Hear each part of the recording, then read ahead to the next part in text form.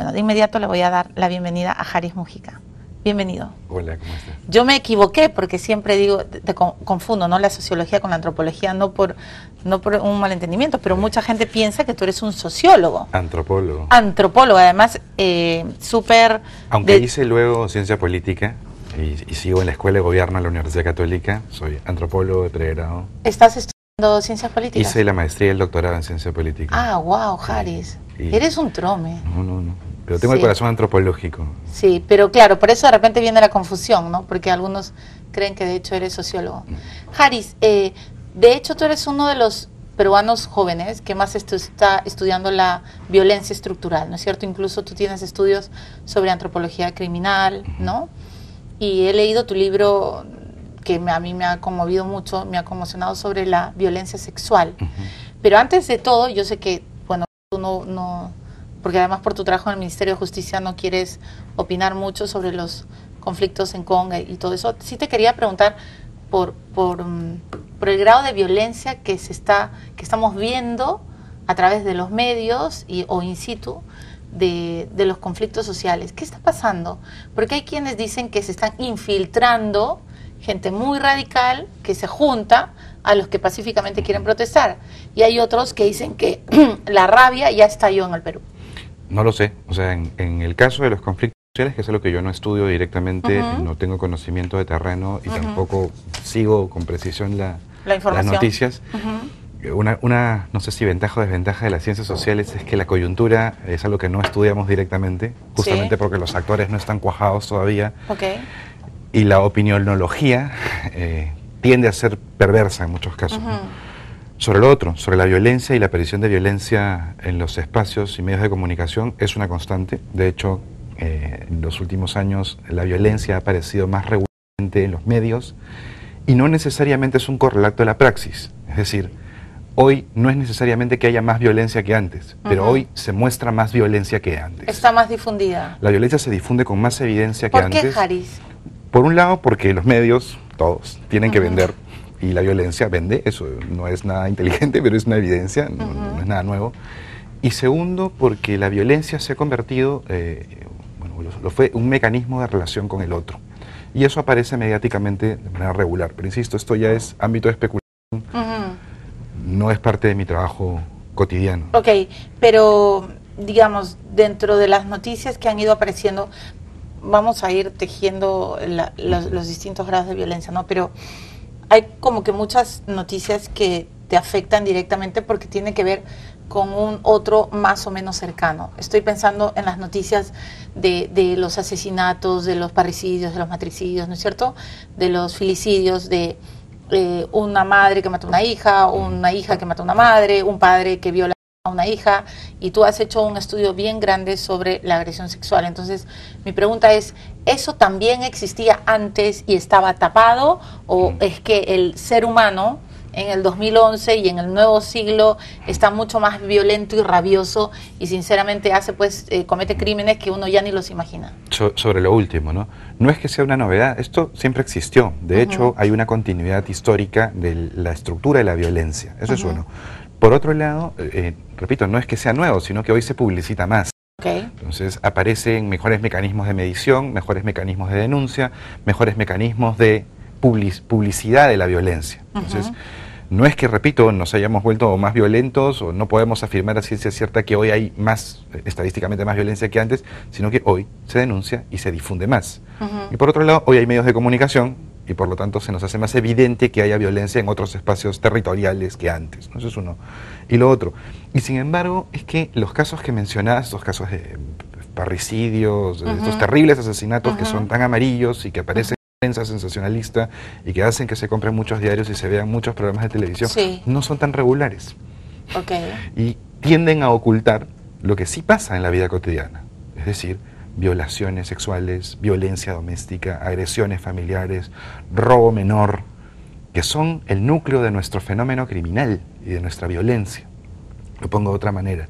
Estas noticias sensacionalistas que aparecen sobre casos epidemiológicamente no regulares, estadísticamente no relevantes. La niña que fue asesinada horriblemente por X personas en situaciones terribles de violencia, que son amarillos, son de película, de terror, ¿no?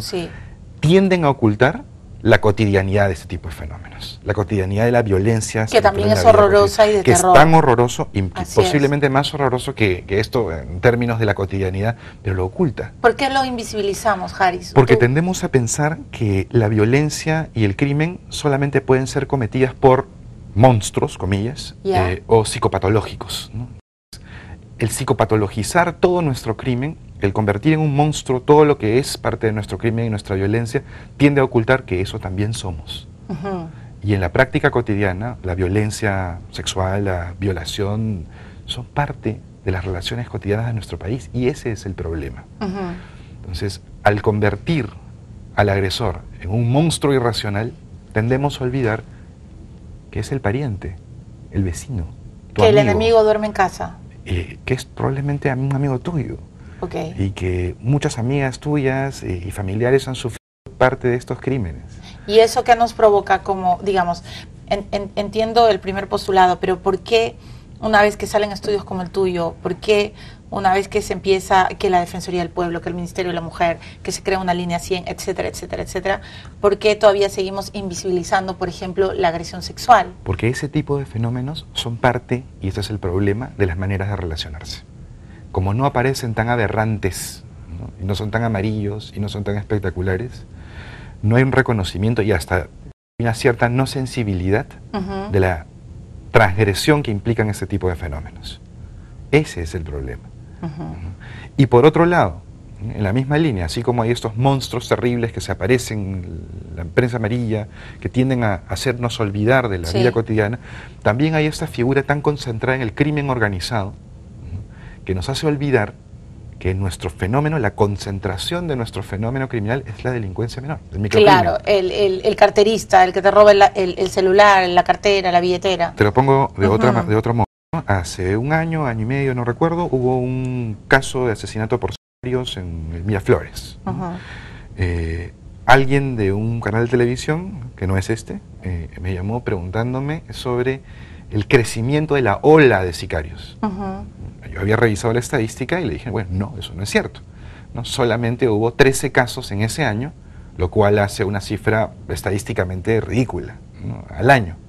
Y sin embargo se publicó ola de sicarios en el país. Sí, la típica que hacemos los medios, ¿no? Segundo ejemplo, pasa lo mismo con otro tema, secuestros. Entonces hay ola de secuestros en el país, ¿no? Uno ve las cifras, no pasan de, no recuerdo las cifras, pero son alrededor de 500 secuestros típicos al año, en todo el país. En Lima creo que la cifra no pasó de 70 secuestros típicos en un año en una ciudad de 10 millones de habitantes. Entonces, ni sicarios, ni secuestradores, pero sí violadores, pero sí ladrones al menudeo, y sí violadores, y sí violencia doméstica, y sí violencia contra los niños, sí violencia sexual, sí este tipo de fenómenos que atraviesan la cotidianidad, sí hurto, sí robo de autopartes. Un dato simple, el Perú es uno de los países donde menos autos se roban en América Latina. Autos enteros. Pero es uno de los países en donde más autopartes se roban. Claro. Entonces, vuelvo a la premisa, ¿no? Entonces, no hay una banda de ladrones organizados traficando autos y llevándoselos al otro lado del mundo. Lo que tiene son muchos cientos de pequeños ladrones robando autopartes. Muy bien, yo estoy frente a un antropólogo que además ha estudiado la criminalidad con detalle y me alegra tener a un investigador como tú aquí. ¿Por qué somos violentos? Es mi primera pregunta. ¿Se ha estudiado bien en antropología criminal? Es que no hemos estudiado bien el fenómeno de la violencia. No hay etnografía profunda, ni rigurosa, ni sistemática. Hay cosas muy interesantes hechas en los últimos años, pero hay poco en volumen, en cantidad y en precisión y en profundidad de nuestros fenómenos, ¿no? Segundo, lo interesante es que hay que despsicopatologizar nuestro problema de la violencia y nuestro problema criminal, ¿no? Muy bien. CSI no nos va a resolver nuestros problemas, para ponerlo en simple. ¿No crees? Lo dudo mucho. No es un problema estructuralmente psiquiátrico, para ponerlo así. No es una cuestión de monstruos ni de locos.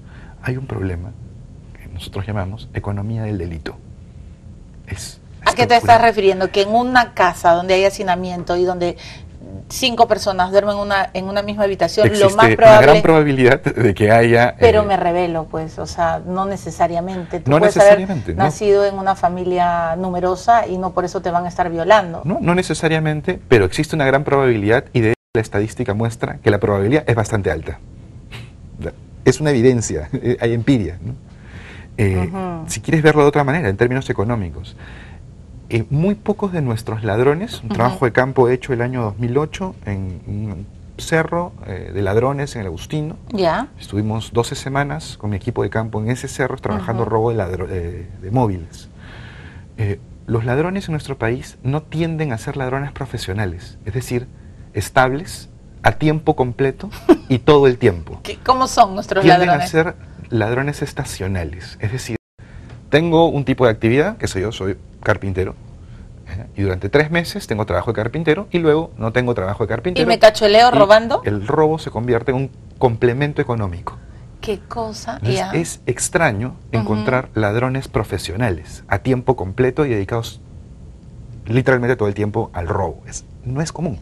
¿Y entonces qué lo toman? ¿Como una vacación no es vacación, criminal? es el complemento económico frente a una economía de escasez. Entonces, es una economía de precariedad y de pobreza en donde robar se convierte en un complemento relativo a ciertas ausencias y carencias en la vida económica del año. Un ladrón, de hecho, gana muy poco dinero. El ladrón al menudeo que ¿cuánto gana? ¿Cuánto llega a ganar? No, a mí me han robado, si te contara lo que me han robado. Supera y con muy poco el sueldo mínimo, si es que lo logra. ¿Ah, sí? Es muy poco. En el libro del 2008... ¿Pero por qué? ¿Porque se lo fuma? No. ¿Porque tiene se lo chupa? Soportar una economía... Recuerda, o sea, no todos los ladrones, el gran bloque de ladrones tiene adicciones y demás. No es tan cierto. Ya. Repito, son bastante más cercanas a las economías domésticas. O sea, como que tenemos más prejuicios sobre la criminalidad de lo que los estudios como los tuyos arrojan. Sí, y eso muestra una cosa evidente, que es un fenómeno que está asociado más a la precariedad económica que la organización criminal.